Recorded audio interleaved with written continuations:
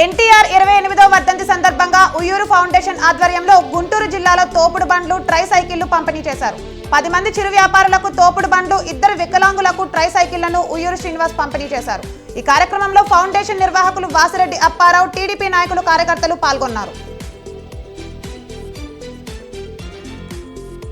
భక్తులకు ఇబ్బంది కలగకుండా మేడారం జాతరకు అన్ని ఏర్పాట్లు చేస్తున్నామని అన్నారు జిల్లా ఎస్పీ శబరీష్. ములుగు జిల్లాలోని గట్టమ్మ తల్లిని దర్శించుకునేందుకు వచ్చే భక్తులకు ఎటువంటి ట్రాఫిక్ ఇబ్బందులు కలగకుండా రూట్ మ్యాప్ ను రూపకల్పన చేశామని చెప్పారు.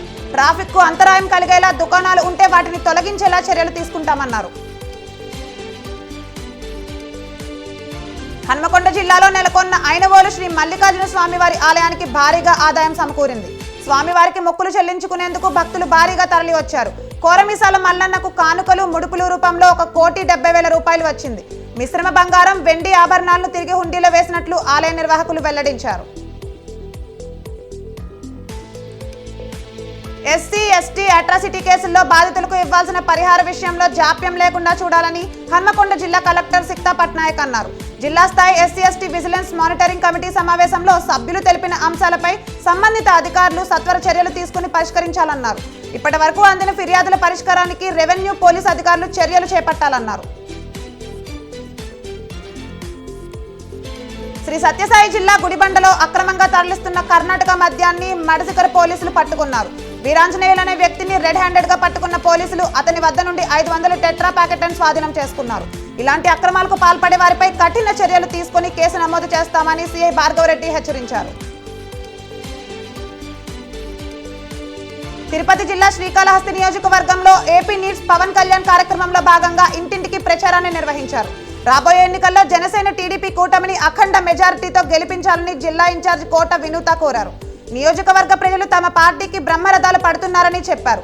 వచ్చే ఎన్నికల్లో అధికార వైసీపీ ప్రజలు బుద్ధి చెప్పడం ఖాయమని కోట వినూత తెలిపారు.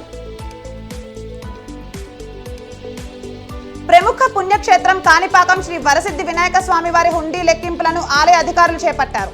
కాణిపాకం ఆస్థాన మండపంలో దేవస్థానం చైర్మన్ మోహన్ రెడ్డి, ఈవో వెంకటేశులు ఆధ్వర్యంలో హుండీ ఆదాయాన్ని లెక్కించారు. 22 రోజులకు గాను 1,62,43,284 రూపాయలు ఆదాయం వచ్చినట్లు అధికారులు తెలిపారు. బంగారం 57 గ్రాములు, వెండి 580 గ్రాములు వచ్చినట్టు చెప్పారు. ఈ కార్యక్రమంలో ఈవోయిలు కృష్ణారెడ్డి, రవీంద్రబాబు, విద్యాసాగర్ రెడ్డి, హరిమాధవ్ రెడ్డి, ధనంజయ తదితరులు పాల్గొన్నారు.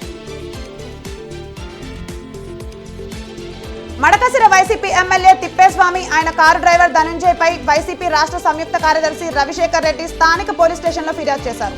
సోషల్ మీడియాలో తనను చంపుతామనే విధంగా ఎమ్మెల్యే డ్రైవర్ పోస్టులు పెట్టారని చెప్పారు.